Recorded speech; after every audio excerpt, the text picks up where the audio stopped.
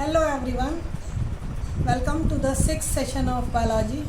We have discussed about different stages of the embryogenesis, morula followed by gastrula.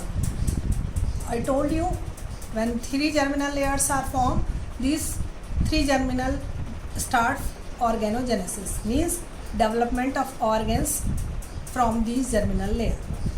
When the organs start developing in the embryo, instead of using term embryo, we use the term fetus. In fetus, different organs develop at different stages. What is the sequence that we will see? Total pregnancy period is 9 months. That is also known as gestation period. By first month, heart is formed. By second month, limbs and digits, means hands and legs and their fingers, start appearing.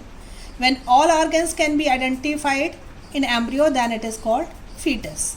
By the end of third month, most of the organ systems are formed. By fifth month, movement of fetus and hair appear on the head. They start moving and hair start appearing on the head. By the end of 6 month, eyelids separate and eyebrows also form. At the end of 9 months, fetus is fully developed. So these are the different stages, you can say, from the tubular stage that we have seen, ectoderm, mesoderm, endoderm, tubular stage. After blastula, again 4 week, 6 week, 8 week, 10 week and 12 week fetus development we can see. Along with the fetus development, there are certain extra embryonic membranes that are also developed around the embryo.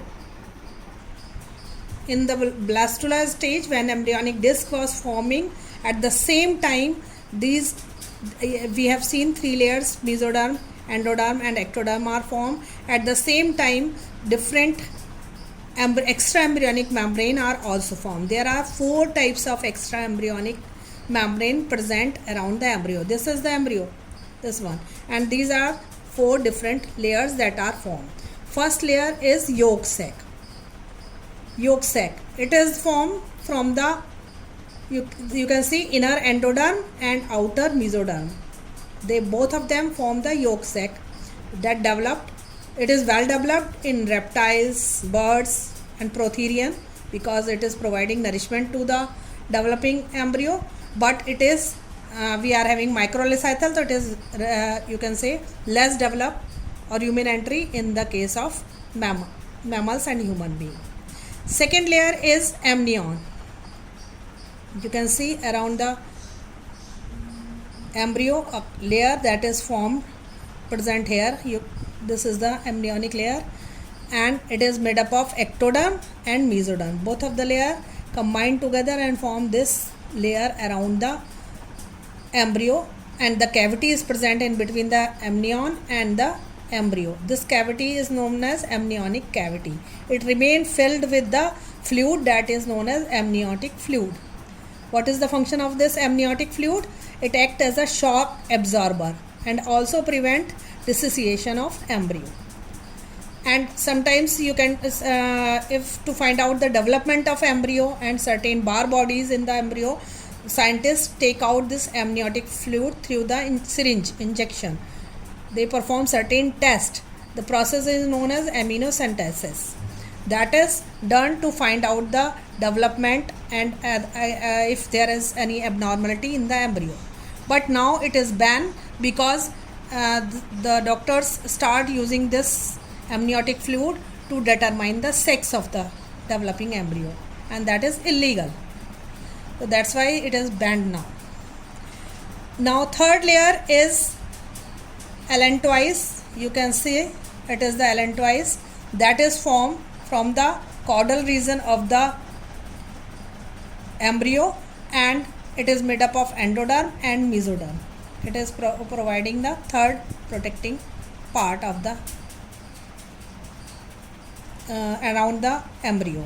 And the last is the chorion. It is the outermost covering of the around the embryo that is providing protection and remain filled with this amniotic fluid also.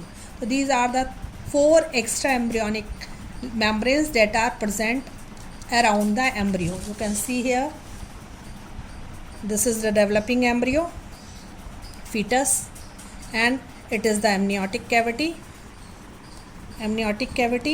and these are the different layer, amnion, chorion. These are forming different layer around the allantois is here, you know. So these are the layer that are forming the embryonic structure that are present around the developing fetus, protecting them, the fetus, and also providing shock absorber. After that, the fetus is fully developed, and now it starts coming out of the body of the mother. When it is fully developed, there are certain, the expelling out of the developed child from the body uterus of the mother is known as parturition. There are certain hormones, and the developed young one also, it acts as a stimulus for the parturition. What are these hormones? See, after gestation period is complete, vigorous contraction of uterine muscle start. First, it is a slow contraction that is caused due to the fully developed baby, and after that the vigorous contraction of uterine muscles start. Its complete process is called parturition.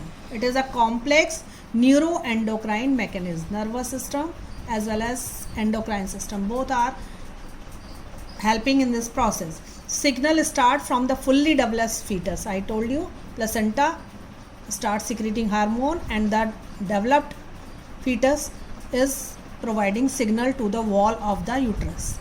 Mild contraction of uterus start called fetal ejection reflex, that is arising from the wall of the uterus, and they are providing signal for the development of fetus, fully development.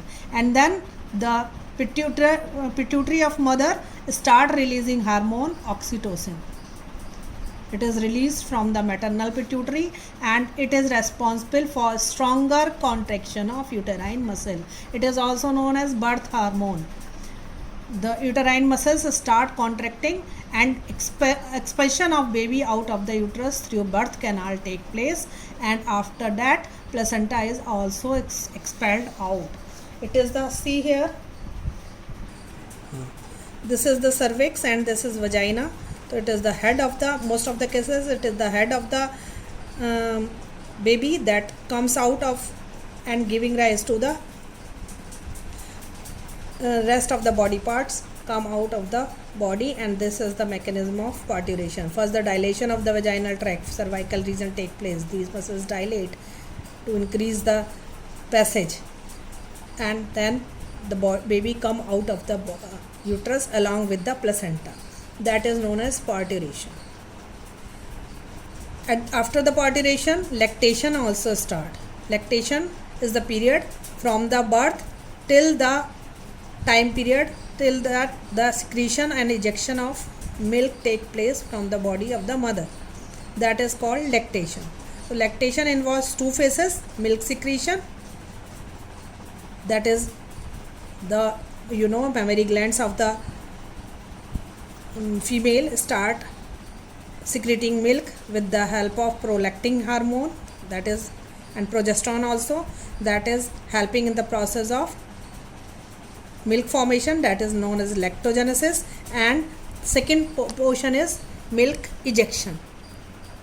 Oxytocin hormone is responsible for the ejection, discharge of the milk from the mammary gland. Okay, so these are the ejection of the milk, and the first milk of the baby is very for the baby is very important. Why? Because it is having many antibodies in it. That is very important for the baby. This first milk secreted from the mammary gland is known as colostrum. The milk produced during first few days of lactation just after the delivery is called colostrum. It contains antibodies essential for development of the resistance in the newborn baby. They are not having immunity, so they provide resistance to the developing baby newborn baby and has all nutrients necessary for the growth of baby.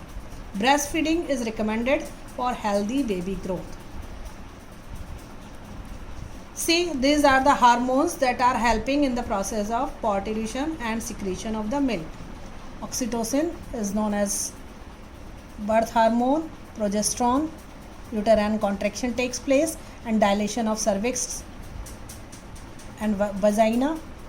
It stimulates the cervix and vagina, and increased secretion of oxytocin takes place and the parturition occur. This is all about the process of reproduction in the humans. Thank you.